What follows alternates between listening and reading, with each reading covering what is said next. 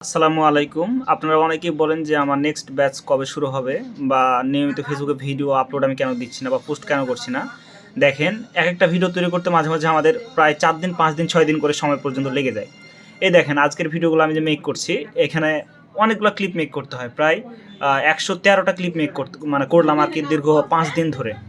সেই ভিডিওগুলো মেক করতে কিন্তু অনেক সময় ব্যয় করা লাগে, যার কারণে আমি ফেসবুকে পোস্ট করতে পারি না। এখানে আমি যদি ক্লিপগুলো দেখাই, এই দেখেন।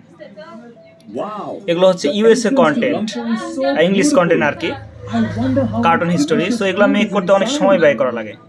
দেখতে পাচ্ছেন অনেক সুন্দর সুন্দর ক্লিপ এখানে আমরা মেক করেছি। এগুলো দিয়ে হচ্ছে আমরা ভিডিও বানাবো। অনেক ধরেন ৮ মিনিট, ৭ মিনিট, ৬ মিনিট, ১০ মিনিট এরকম হচ্ছে ভিডিওগুলো আমরা মেক করে থাকি। এগুলো কার্টুন ভিডিও।